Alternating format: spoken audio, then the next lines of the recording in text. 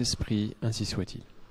Veni Creator Spiritus, mentes tuorum visitam, imple superna gratia, que tu creasti pectora, qui diceris Paraclitus, altissimi donum Dei, fons vivus signis caritas, et spiritualis unctio. Je vous salue Marie, pleine de grâce, le Seigneur est avec vous. Vous êtes bénie entre toutes les femmes, et Jésus, le fruit de vos entrailles, est béni. Sainte Marie, Mère de Dieu, priez pour nous pauvres pécheurs, maintenant et à l'heure de notre mort. Saint Paul, Notre-Dame des Armées, au nom du Père et du Fils et du Saint-Esprit, ainsi soit-il.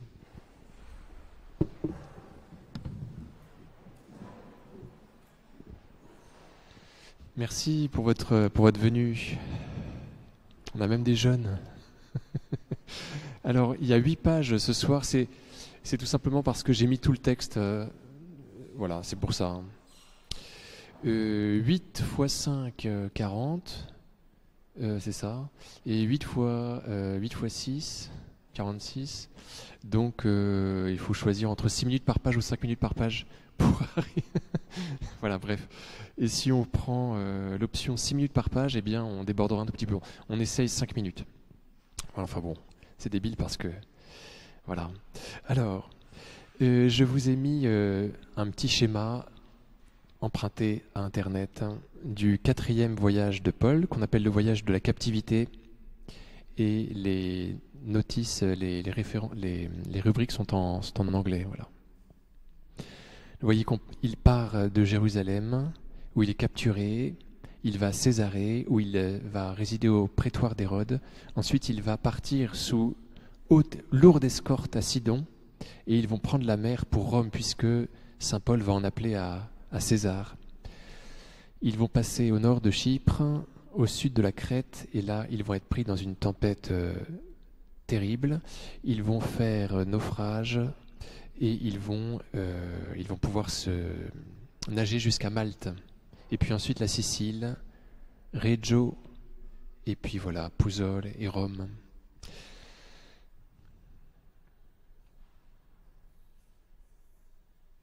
Voilà, donc la datation, vous voyez, 60-63. Elle diverge, voilà, selon les auteurs, évidemment, les datations, elles ne sont pas certaines, mais c'est quand même à peu près ça.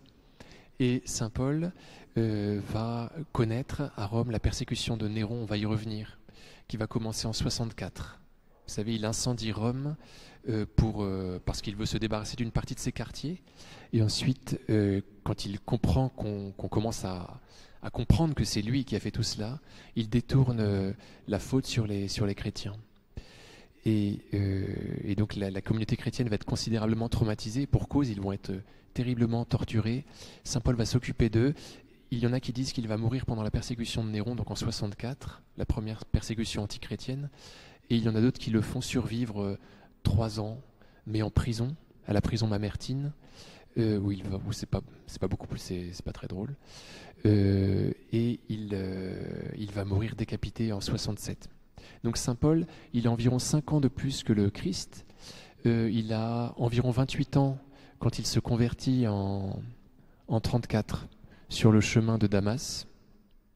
Ensuite, il y a 3 parties de vie. Donc une première partie quand il est juif, jusqu'à 28 ans. Ensuite, une bonne dizaine d'années de prière en Arabie, vous vous souvenez, une bonne dizaine d'années d'évangélisation et une petite dizaine d'années de détention. Donc à Jérusalem, à Césarée et ensuite à Rome. Voilà. Donc avant la persécution de Néron, donc de 62 à 64, il est prisonnier déjà, mais en liberté surveillée. C'est une prison assez soft, pendant 2 ans à Rome. Ensuite, la persécution de Néron, et il y a encore plusieurs années de détention. Voilà, alors, on en revient à la capture de Paul. Vous savez qu'il revient de ses missions avec beaucoup d'argent sur les bras.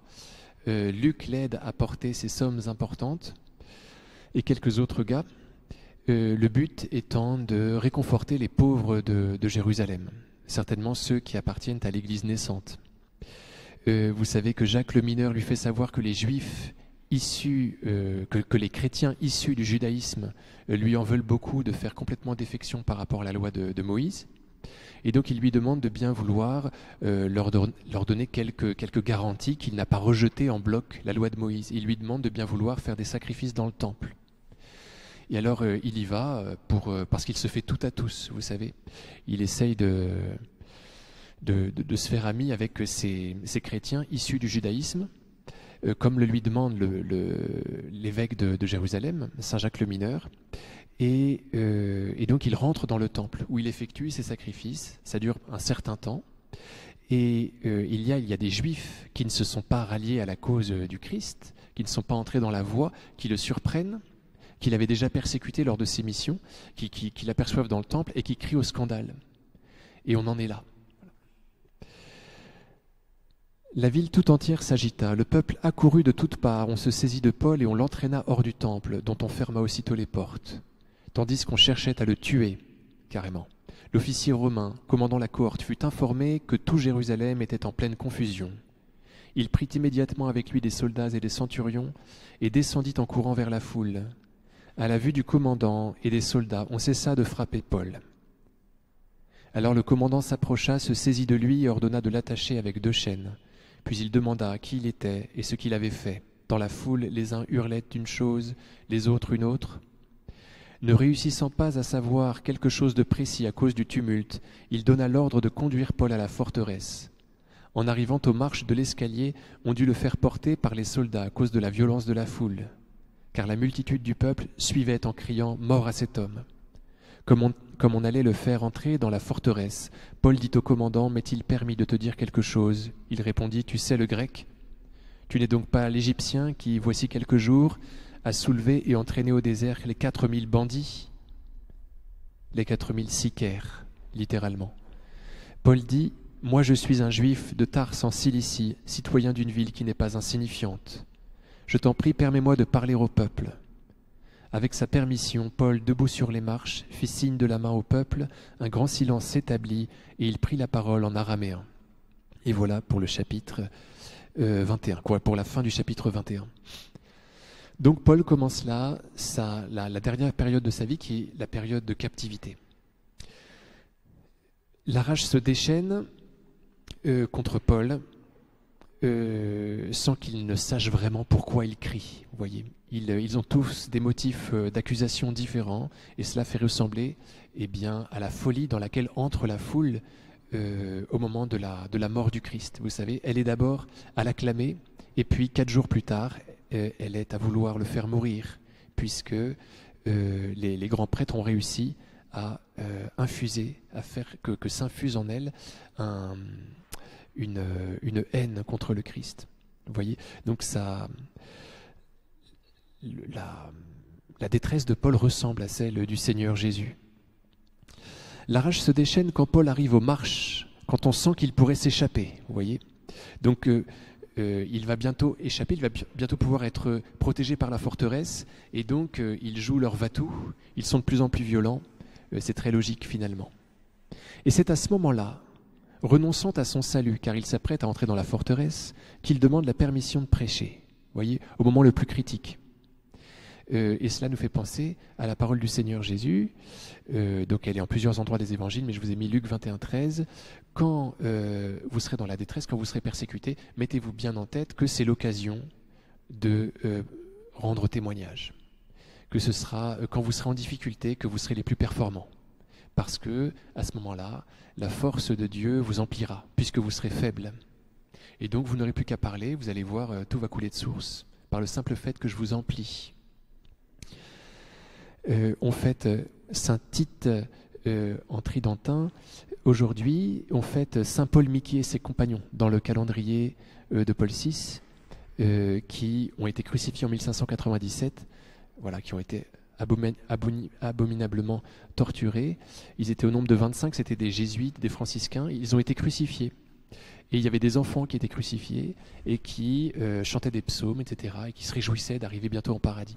Donc la confirmation donne une force qui dort, qu'on ne peut pas éprouver tant qu'on n'en est pas à devoir souffrir pour le Christ. Elle se réveille quand on la réveille, et c'est pour cela qu'on peut voir nos frères chrétiens souffrir et même sourire sous la torture, tout simplement parce qu'ils ont une force qui est celle de la confirmation, qui est celle de l'Esprit Saint.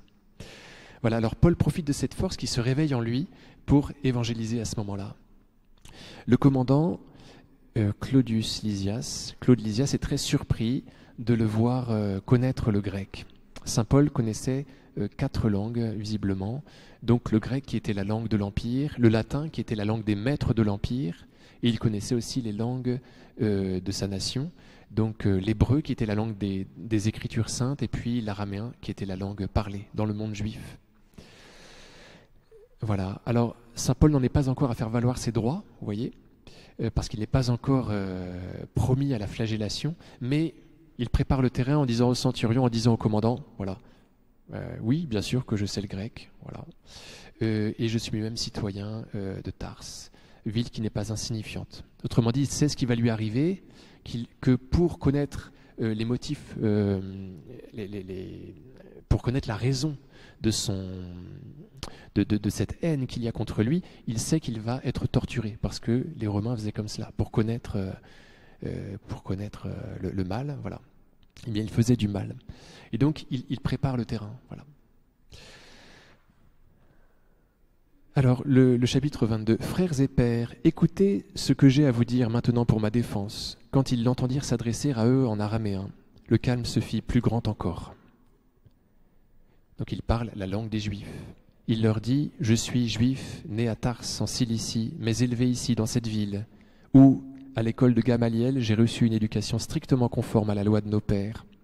J'avais pour Dieu une ardeur jalouse, comme vous tous aujourd'hui.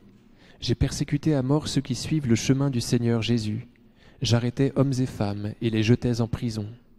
Le grand prêtre et tout le collège des anciens peuvent en témoigner. Ces derniers m'avaient donné des lettres pour nos frères de Damas, où je me rendais. Je devais ramener à Jérusalem ceux de là-bas, enchaînés, pour qu'ils subissent leur châtiment. » Donc il va raconter sa conversion. Pardon, je passe parce qu'on l'a étudié lors de la première séance, pardon pour ceux qui n'étaient pas là.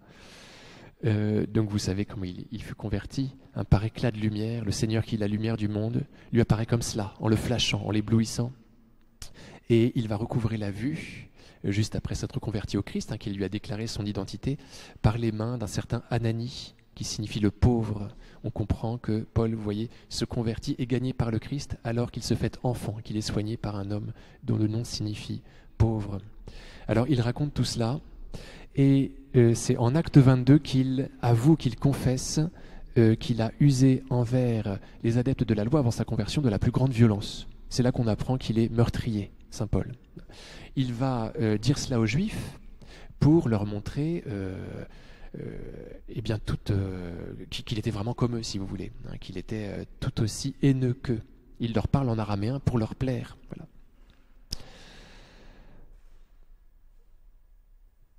Revenu à Jérusalem, j'étais en prière dans le temple, quand je tombais en extase. Je vis le Seigneur qui me disait « Hâte-toi, sors vite de Jérusalem, car ils n'accueilleront pas ton témoignage à mon sujet. » Et moi je répondis « Seigneur, ces gens le savent bien.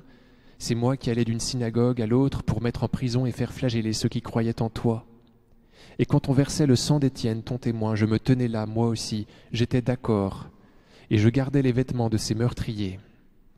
Il me dit alors, va, car moi je vais t'envoyer au loin vers les nations. Jusqu'à cette parole, les gens l'écoutaient, mais alors ils se mirent à élever la voix. Débarrasser la terre d'un tel individu, il ne faut pas qu'il vive. Ils poussaient des cris, arrachaient leurs vêtements, jetaient de la poussière en l'air. Vous voyez, le Seigneur Jésus, c'est ce qui lui est arrivé. Le grand prêtre déchire son vêtement alors qu'il blasphème, alors qu'il se déclare fils de Dieu. Pour Paul, c'est un petit blasphème qui est proféré par lui. Il déclare qu'il est envoyé vers les païens. Donc c'est ces choses impures, et cela suffit pour qu'ils déchirent leurs vêtements. On comprend qu'ils lui en veulent vraiment. Voilà. Alors le commandant ordonna de le faire entrer dans la forteresse. Il dit de procéder à un interrogatoire par le fouet, afin de savoir pour quel motif on criait contre lui de cette manière. Comme on l'étendait en l'attachant avec des courroies, Paul dit au centurion de service, « Un citoyen romain qui n'a même pas été jugé, avez-vous le droit de lui donner le fouet ?» Quand le centurion entendit cela, il alla trouver le commandant pour le mettre au courant. « Qu'allais-tu faire? Cet homme est un Romain. » Le commandant alla trouver Paul et lui demanda, « Dis-moi, tu es Romain, toi ?» « Oui, répondit-il. » Le commandant reprit, « Moi j'ai payé une grosse somme pour acquérir cette citoyenneté. » Paul répliqua, « Moi je l'ai de naissance. » Aussitôt, ceux qui allaient procéder à l'interrogatoire se retirèrent, et le commandant prit peur en se rendant compte que c'était un citoyen romain et qu'il l'avait fait ligoter. Le lendemain, le commandant voulut savoir avec certitude de quoi les Juifs l'accusaient. Il lui fit enlever ses liens, puis il convoqua les grands prêtres et tout le conseil suprême. Il fit descendre Paul pour l'amener devant eux. Il dit de procéder à un interrogatoire par le fouet, au verset 24, afin de savoir pour quel motif. Comme son maître, Paul est fouetté sans motif. Vous voyez, le Seigneur Jésus est flagellé, et fait faire flageller par Pilate, alors que Pilate ne sait pas du tout ce qu'il a fait, et qu'il a bien compris qu'il était innocent. Comme pour son maître, la flagellation doit lui être administrée pour qu'un motif d'accusation soit trouvé. Et Pilate va dire, « Voyez, je vous l'amène dehors, ensanglanté, pour que vous sachiez que je ne trouve en lui aucun motif de condamnation. » Donc il a fait fouetter Jésus, et il a estimé que Jésus était effectivement innocent. Je ne sais pas trop comment il faisait pour savoir qu'un type était innocent en le faisant souffrir, mais c'était comme ça qu'il s'y prenait. C'est intéressant de voir que les deux destins de souffrance du maître et du disciple sont complètement coordonnés. Ils sont fouettés pour rien, sans aucun motif, pour qu'on trouve un motif contre eux.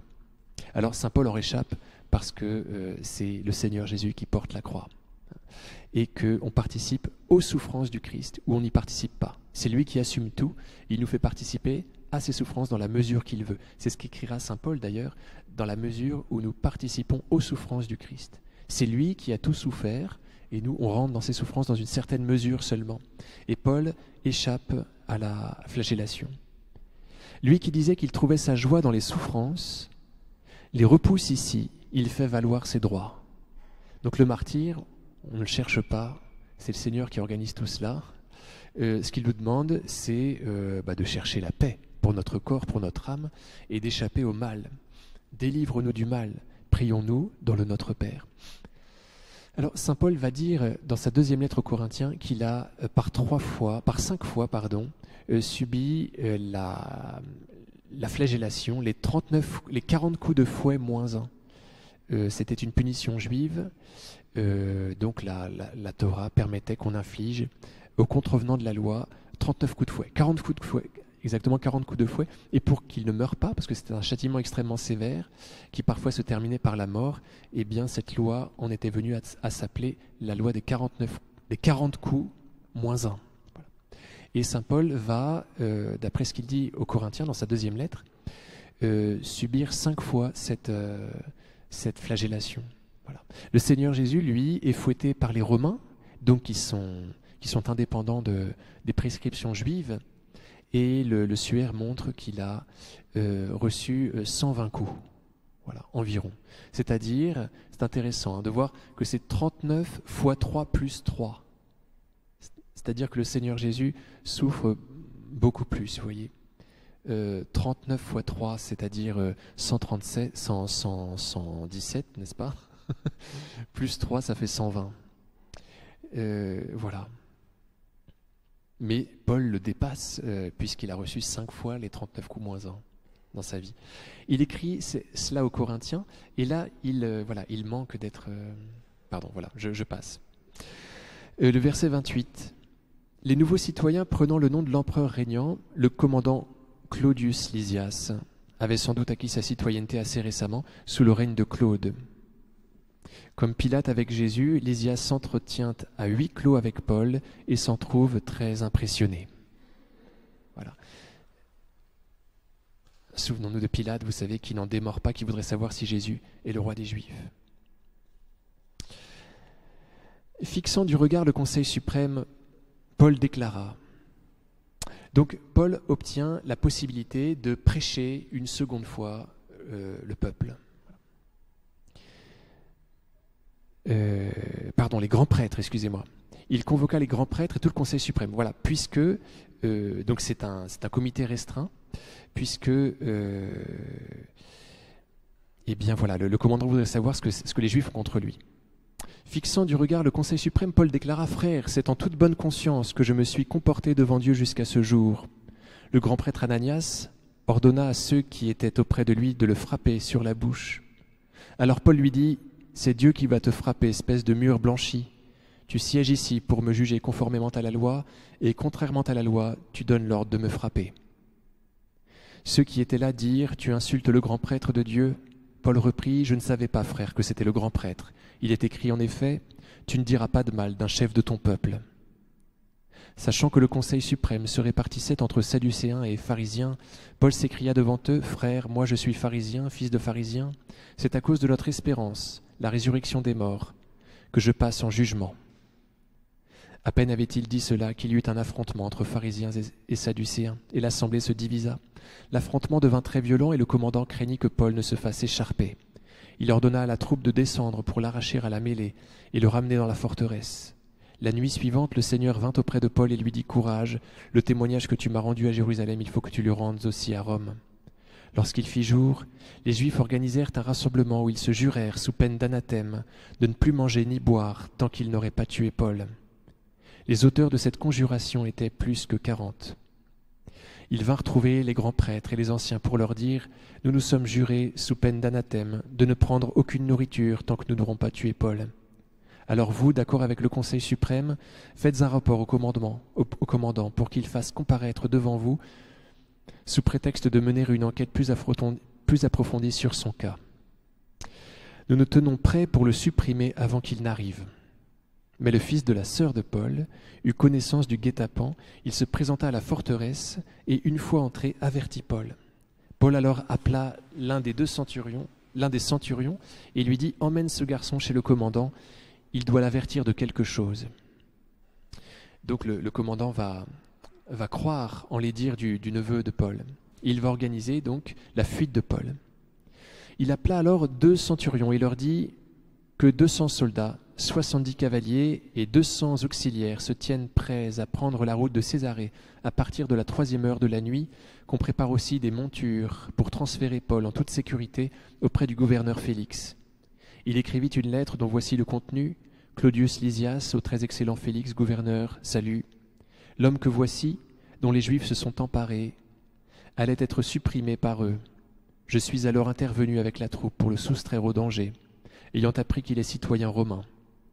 Voulant connaître le motif pour lequel les Juifs l'accusaient, je l'ai fait comparaître devant leur Conseil suprême. J'ai constaté qu'il était accusé pour des questions relatives à leur loi, sans aucun chef d'accusation méritant la mort ou la prison.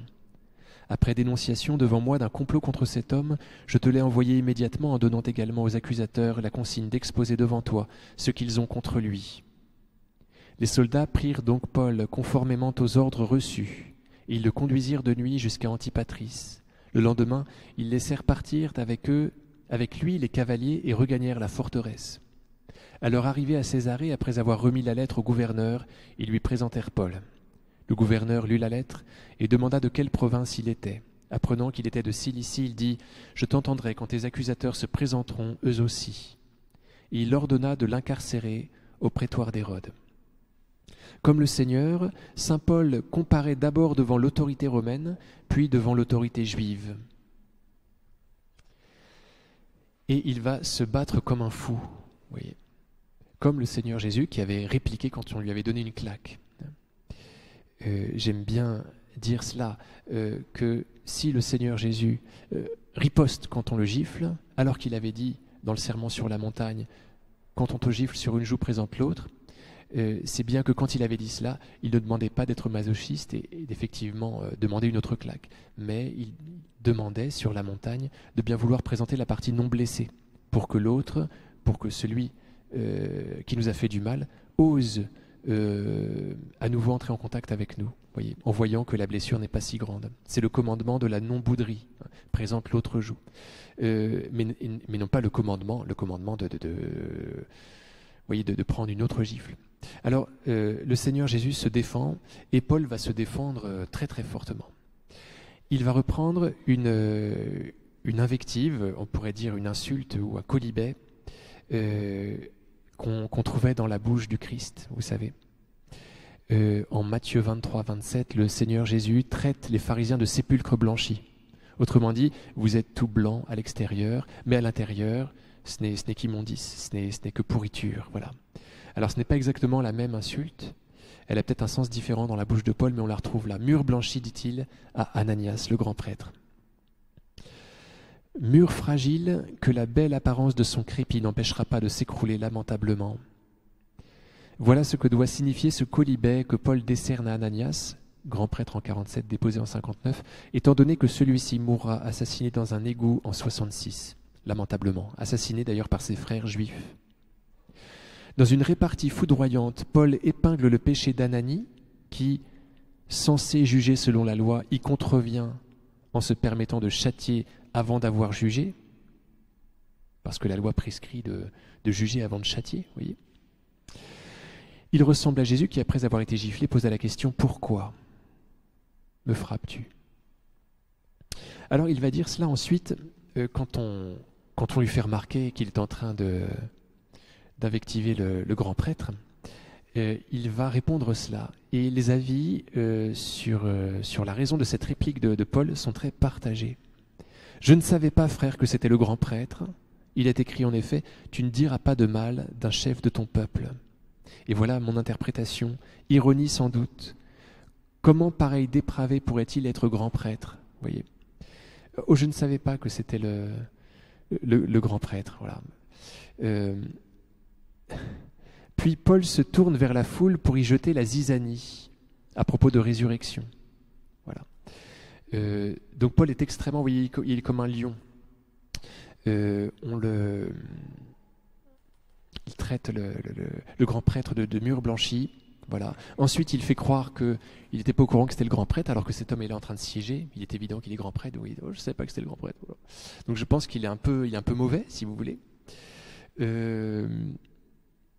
En fait, il est en train de dire je ne savais pas que c'était le grand prêtre. Oui, parce que normalement, quand on est grand prêtre, on ne dit pas des trucs pareils. Vous voyez. Donc en fait, il est très ironique. Voilà. Et puis, il se tourne vers la foule et il sème la zizanie. Il sait que les pharisiens ne croient pas en la résurrection quand les sadducéens la professent. Vous voyez. Donc, il sait qu'en parlant de résurrection, ces gens-là qui sont ensemble vont s'opposer et qu'il va pouvoir du coup s'éclipser. Alors, Lysias ne sait pas quoi faire de lui. Il a peur d'avoir un sang innocent parce qu'il pressent que ce sang est innocent sur les mains. Et donc, il s'arrange pour faire partir Paul sous très haute escorte. Donc vous voyez, il fait venir 2 centurions, donc 200 soldats, contre 40 types qui veulent sa peau. Vous voyez. Bon, il y a aussi des cavaliers, des auxiliaires. Donc il y a toute une troupe, vous voyez, qui pourra résister à l'assaut des 40. Voilà, qui ont tout intérêt à attaquer puisqu'ils se sont fait la promesse d'être anathèmes si jamais ils ne réussissent pas à tuer Paul. C'est-à-dire qu'après, ils seront intouchables, ils seront suspendus, ils ne seront plus dignes qu'on ait commerce avec eux, si vous voulez. C'est ça, être anathème. Hein. Être suspens en latin. Anathème, en grec, suspens en latin, suspendu, c'est-à-dire qu'on n'a pas le droit de toucher, c'est dangereux. Voilà. Donc ils font la promesse qu'ils vont devenir cela s'ils ne font pas la peau à Paul. Voilà. Alors Lysias envoie Paul à Félix, qui le fait enfermer au prétoire d'Hérode, nom qui rappelle que, semblablement, Pilate tenta de se débarrasser du Christ en l'envoyant voir Hérode. Vous vous souvenez ? Pilate, quand il apprend que le Christ est de Galilée, qu'il est sous la juridiction d'Hérode, et qu'il sait que Hérode est dans son palais à Jérusalem, dans sa résidence secondaire de Jérusalem, eh bien il le lui fait envoyer pour se débarrasser de son cas sur lui. Il se défausse sur Hérode. C'est pareil, vous voyez, pour saint Paul. 5 jours plus tard, le grand prêtre Ananias descendit à Césarée avec quelques anciens et un avocat, un certain Tertullus. Ils exposèrent devant le gouverneur leurs griefs contre Paul. On fit appeler celui-ci et Tertullus commença son discours d'accusation. Nous qui jouissons d'une grande paix grâce à toi et aux réformes dont ta prévoyance a fait bénéficier cette nation, nous accueillons de toute manière et en tout lieu ce qui nous vient de toi, très excellent Félix, avec une immense reconnaissance. Mais pour ne pas t'importuner davantage, je te prie de nous écouter un instant avec toute ta bienveillance. Nous avons constaté que cet homme est un fléau, il suscite l'émeute chez tous les Juifs du monde entier, étant le chef du groupe des Nazaréens. C'est la seule fois de l'Écriture sainte que les chrétiens sont appelés comme cela. Il a même tenté de profaner le temple, alors nous l'avons arrêté. En l'interrogeant lui-même, tu pourras mieux connaître tout ce dont nous l'accusons. Les Juifs appuyèrent ce discours en affirmant qu'il en était bien ainsi. Le gouverneur lui ayant fait signe de parler, Paul répliqua « Sachant que depuis des années tu as cette nation sous ta juridiction, c'est avec confiance que je présente la défense de ma cause. Tu peux vérifier qu'il n'y a pas plus de 12 jours que je suis monté à Jérusalem pour adorer. On ne m'a pas trouvé dans le temple en train de discuter avec qui que ce soit, ni dans les synagogues ou en ville en train d'ameuter la foule. Et ils ne peuvent alléguer aucun fait à l'appui de ce dont ils m'accusent maintenant. Mais je le déclare devant toi, c'est selon le chemin du Seigneur, ce qu'il désigne comme un groupe, que je rends un culte au Dieu de nos pères. Je crois à tout ce qu'il y a dans la loi et à tout ce qui est écrit dans les prophètes.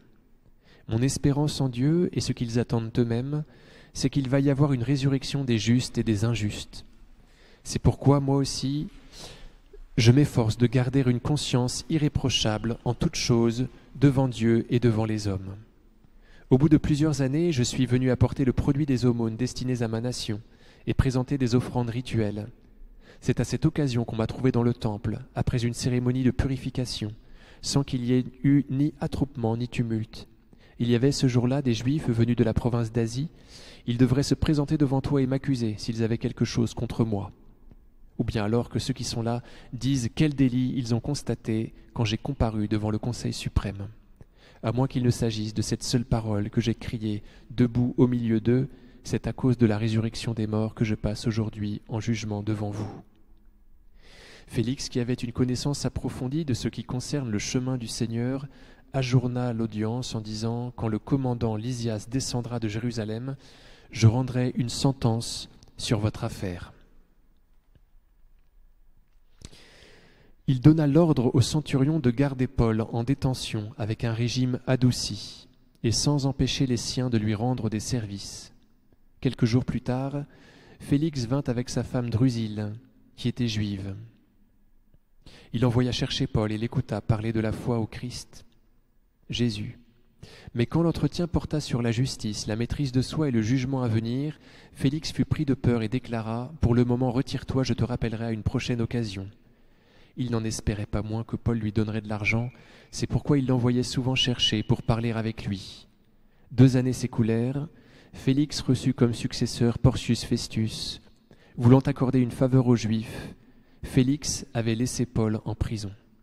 Donc vous avez 3 personnages. Vous avez d'abord le commandant de Jérusalem qui s'appelle Claude Lysias, et ensuite vous avez 2 autres personnages. Vous avez Félix qui est le gouverneur qui siège à Césarée, donc c'est vraiment le représentant de César, auquel va succéder Porcius Festus. Quand celui-ci arrive sur le trône de Césarée, on peut dire, en fonction à Césarée, eh bien, Paul a déjà passé 2 ans en prison. Alors, c'est la seule fois dans les Actes des Apôtres qu'on entend parler de cette collecte que Paul a faite dans l'objectif de réconforter les pauvres de l'église de Jérusalem. Seul endroit des Actes où il est question de cette collecte dont Paul parle par ailleurs dans beaucoup de lettres. Ma nation, vous voyez, le produit des aumônes destinées à ma nation. Donc il est en train de plaider sa cause, et il dit voilà, qu'il était à Jérusalem pour apporter de l'argent à ses frères juifs. Oui, il est très malin. Félix va penser qu'il parle des Juifs qui maintenant l'accusent, qui sont d'autant plus infâmes qu'ils sont les bénéficiaires de cette collecte, vous voyez, alors qu'il parle plus vraisemblablement des pauvres de l'Église, l'Église qui est désormais le véritable Israël de Dieu, comme l'appelle saint Paul dans la lettre aux Galates. Vous voyez. Donc il a l'intention de réconforter l'Église et il fait croire, parce que ce n'est pas complètement faux, vous voyez, puisque cette Église s'appelle Israël, que ses biens sont destinés à sa nation. Et donc il fait faire très mauvaise figure à ceux qui l'accusent. En Actes 24, 19, voilà, il dit que personne ne peut produire aucune accusation contre lui. Paul s'appuie sur un principe juridique fondamental, c'est la culpabilité et non l'innocence qui doit être démontrée. Il ne cherche pas à montrer qu'il est intègre, mais il dit, voilà, montrez ce que j'ai fait de mal, vous ne pouvez pas le faire. Donc c'est la traduction œcuménique de la Bible, c'est une note de cette Bible. Alors, acte 26,22, Félix, c'est intéressant, Félix déclare attendre Lysias pour juger Paul. Il aimerait bien savoir ce que Lysias, qui est le commandant de Jérusalem, voudrait dire contre lui. Félix déclare attendre Lysias, qui lui-même s'était défaussé sur lui. Et l'attente de Lysias va durer 2 ans. Il ne va jamais venir finalement, ce Lysias qui était à Jérusalem. Vous voyez ? Et donc il ne sait pas quoi faire de Paul. Il le laisse croupir en prison parce qu'il veut plaire aux Juifs, si vous voulez. On ne sait pas trop si c'est par égard pour les Juifs, mais si, en fait, c'est dit. C'est dit, pardon. Il le laisse en prison. Pardon, non, on ne sait pas si Félix le laisse en prison pour protéger Paul contre les Juifs ou pour faire plaisir aux Juifs. En tout cas, quand Porcius Festus arrive juste après, il laisse lui croupir Paul aux oubliettes pour plaire aux Juifs. Voilà. Et donc, en fait, il cherche surtout, on va dire, leur propre intérêt, ces hommes politiques. Ils cherchent à plaire à ceux qui sont au pouvoir, c'est-à-dire les Juifs, qui ont véritablement le pouvoir. Et donc, Paul subit tout cela. Il est laissé en prison. 3 jours après avoir rejoint sa province, Festus monta de Césarée à Jérusalem. Les grands prêtres et les notables juifs exposèrent devant lui leurs griefs contre Paul, avec insistance. Donc certainement qu'il voudrait savoir qui est ce type qu'il a dans ses oubliettes, et donc il va à Jérusalem pour savoir qui c'est. Oui. Et donc les grands prêtres qui avaient peut-être oublié Paul, tout à coup s'en souviennent et exposent à Festus leurs griefs contre Paul, avec insistance. Ils demandaient comme une faveur le transfert de Paul à Jérusalem. En fait, ils préparaient un guet-apens pour le supprimer en chemin. Festus répondit que Paul était détenu à Césarée et que lui-même allait repartir incessamment. Il déclara que ceux d'entre vous qui sont experts en la matière descendent avec moi et présentent leur accusation, s'il y a quelque chose à reprocher à cet homme. Ayant passé chez eux 8 à 10 jours au plus, il redescendit à Césarée. Le lendemain, il siégea au tribunal et ordonna d'amener Paul. Quand celui-ci fut arrivé, les Juifs descendus de Jérusalem l'entourèrent et multiplièrent contre lui de graves motifs d'accusation qu'il ne pouvait pas démontrer, tandis que Paul se défendait. « Je n'ai commis de faute ni contre la loi des Juifs, ni contre le temple, ni contre l'empereur. » Festus, voulant accorder une faveur aux Juifs, s'adressa à Paul. « Veux-tu monter à Jérusalem pour y être jugé sur cette affaire en ma présence ?» Paul répondit « Je suis ici devant le tribunal impérial, c'est là qu'il me faut être jugé. Je ne suis coupable de rien contre les Juifs, comme toi-même tu t'en rends fort bien compte. Si donc je suis coupable, et si j'ai fait quelque chose qui mérite la mort, je ne refuse pas de mourir, mais s'il ne reste rien des accusations que ces gens-là portent contre moi, personne ne peut leur faire la faveur de me livrer à eux. J'en appelle à l'empereur. » Alors, après avoir conféré avec son conseil, Festus déclara « Tu en as appelé à l'empereur, tu iras devant l'empereur. » Quelques jours plus tard, le roi Agrippa et Bérénice vinrent à Césarée saluer le gouverneur Festus.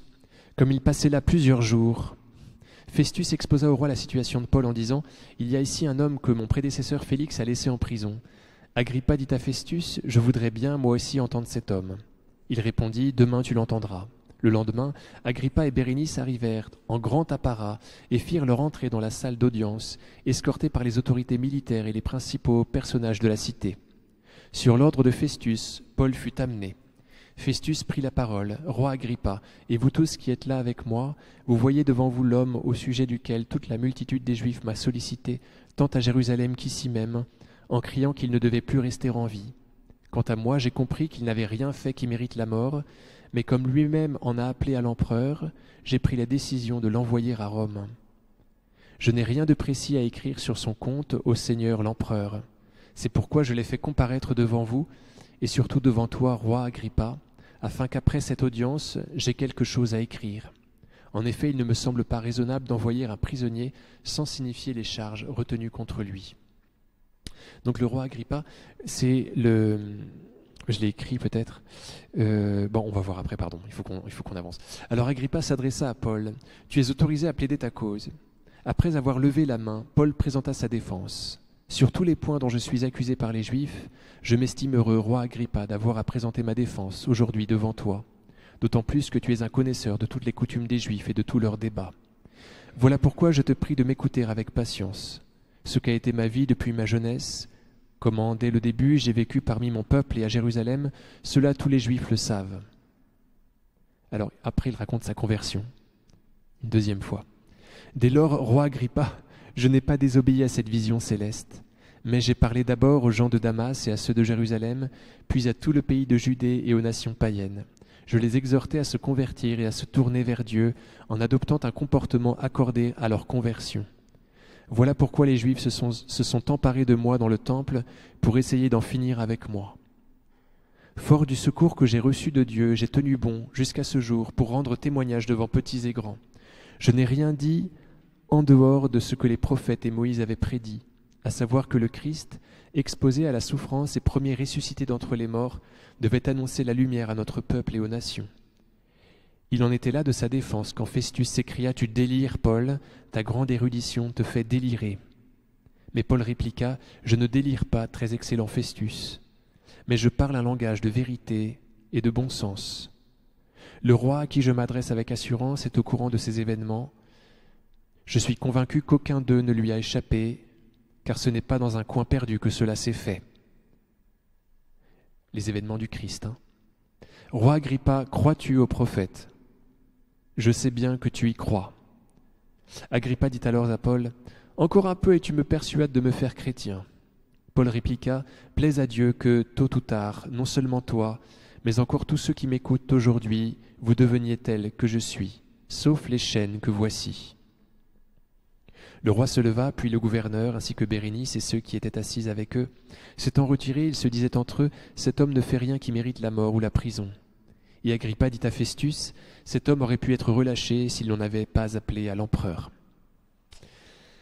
Donc voilà. Donc Festus a Paul sur les bras. C'est un inculte, Festus, Porcius Festus. Il ne sait pas quel motif d'accusation produire devant Rome. Et donc il est très content du passage d'Agrippa, qui lui est un expert de la religion juive, puisqu'il est plus ou moins juif. Donc il est l'arrière-petit-fils du roi Hérode le Grand, qui voulut faire mourir le Seigneur Jésus à sa naissance. Il est de la même dynastie, la dynastie des Iduméens. Donc ce sont les descendants d'Édom, qui est lui-même fils d'Ésaü, qui est le frère de Jacob. Donc vous savez, c'est Jacob, c'est dans sa descendance que sont les Juifs. Mais Ésaü, si vous voulez, son frère a une descendance, il a un fils, Édom, et donc il y a la dynastie des Iduméens qui sont un petit peu juifs, si vous voulez. Et d'après la tradition juive, c'est de cet Édom que sont issues les civilisations occidentales, y compris la civilisation romaine. Donc c'est pourquoi, vous voyez, Agrippa, s'inscrivant dans cette lignée, est à la fois juif et occidental. Et donc, il est le roi idéal à mettre en place par les Romains pour avoir leur propre roi juif, si vous voulez, sur place, mais qui est à leur solde. Donc c'est comme ça depuis le départ. En fait, ce sont des mi-juifs, la dynastie des Iduméens, donc à partir de Hérode le Grand. Donc, et Agrippa II est le dernier de cette dynastie. Eh bien, ce sont des rois juifs, on pourrait dire en résumé, à moitié juifs, qui sont à la solde des Romains. Voilà. Et donc, ils sont experts en religion juive. Et donc, Agrippa, en entendant Paul, normalement, il devrait voir ce qui cloche chez lui et ce qu'on va pouvoir dire à César. Alors, Paul en profite.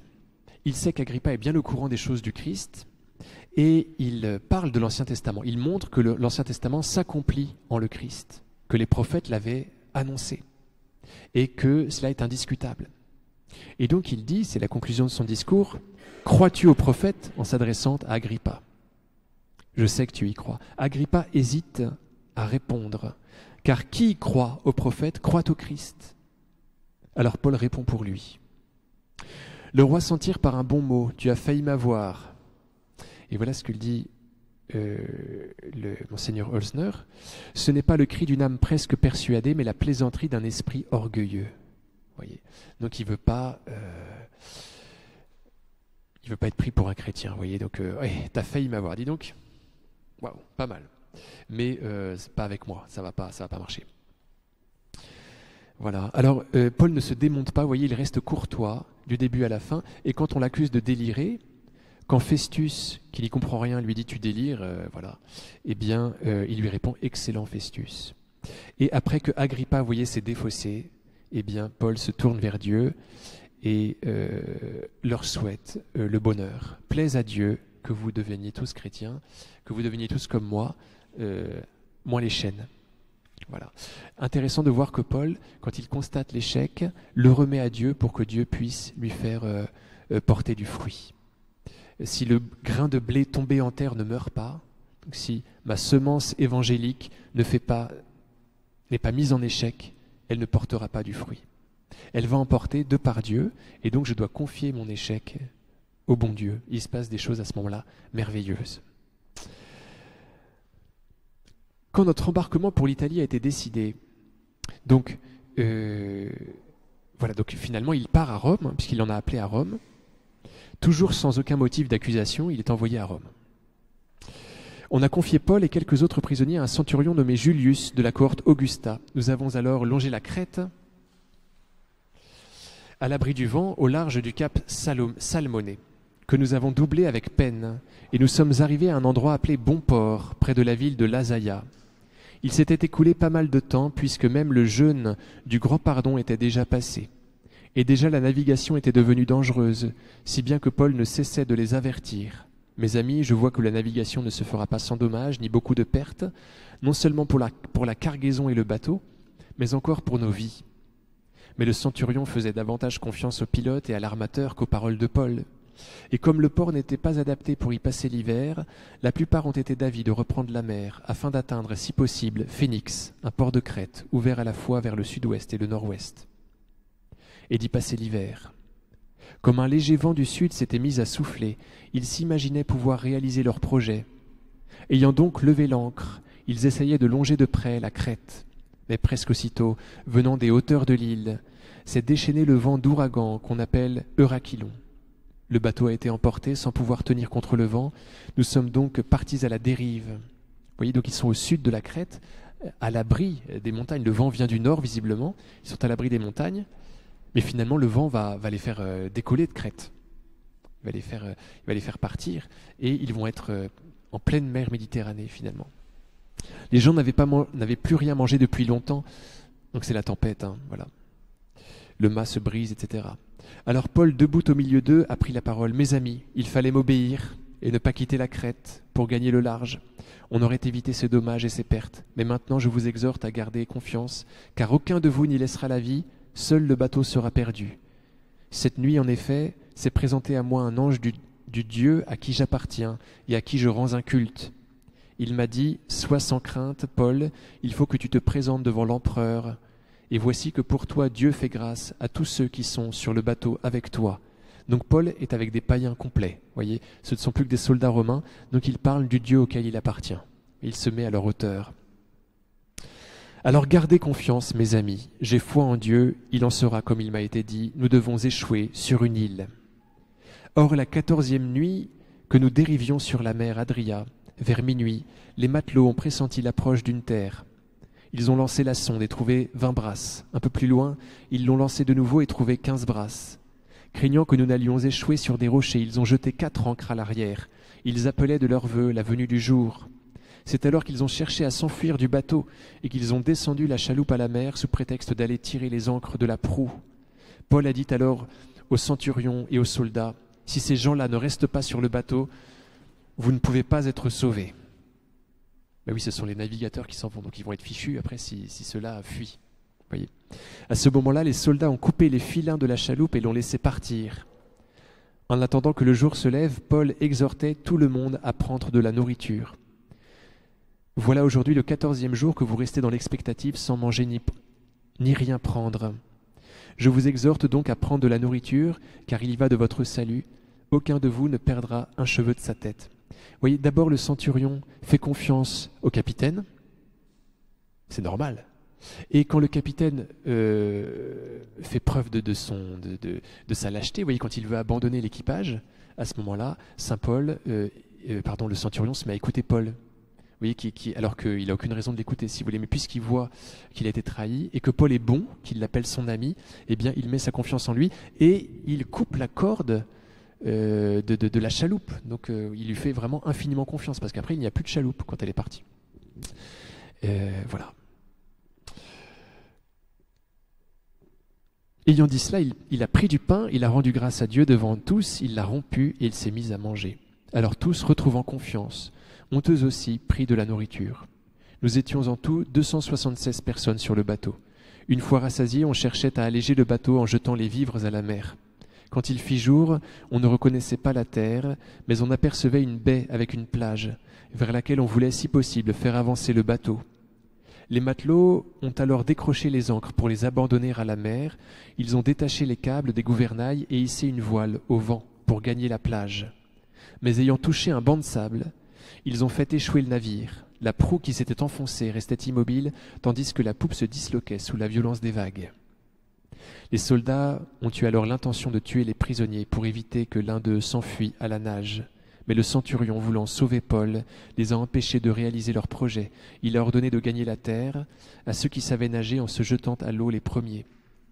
Aux autres, soit sur des planches, soit sur des débris de bateaux. C'est ainsi que tous sont parvenus à terre, sains et saufs. Une fois sauvés, nous avons découvert que l'île s'appelait Malte. Les indigènes nous ont traités avec une humanité peu ordinaire. Ils avaient allumé un grand feu. Ils nous ont tous pris avec eux, car la pluie s'était mise à tomber, il faisait froid. Or, comme Paul avait ramassé une brassée de bois mort et l'avait jetée dans le feu, la chaleur a fait sortir une vipère qui s'est accrochée à sa main. À la vue de la bête suspendue à sa main, les indigènes se disaient entre eux, cet homme est sûrement un meurtrier. Il est sorti sain et sauf de la mer, mais la justice divine ne permet pas qu'il reste en vie. Or, Paul a secoué la bête pour la faire tomber dans le feu. Il n'en a éprouvé aucun mal. Alors que les gens s'attendaient à le voir enfler ou tomber raide mort. Après avoir attendu un bon moment et vu qu'il ne lui arrivait rien d'anormal, ils ont changé complètement d'avis. Ils disaient que Paul était un dieu. Il y avait là une propriété appartenant à Publius, le premier magistrat de l'île. Il nous a accueillis et pendant 3 jours nous a donné une hospitalité cordiale. Or son père était au lit, atteint de fièvre et de dysenterie. Paul est allé le voir, il a prié, lui a imposé les mains et lui a rendu la santé. À la suite de cet événement, tous les autres malades de l'île venaient à lui et ils étaient guéris. On nous a comblés d'honneur et lorsque nous avons pris la mer, on nous a fourni tout ce dont nous avions besoin. C'est au bout de 3 mois que nous avons repris la mer à bord d'un navire d'Alexandrie, portant comme emblème les Dioscures qui avaient passé l'hiver dans l'île. Nous avons abordé à Syracuse et nous y sommes restés 3 jours.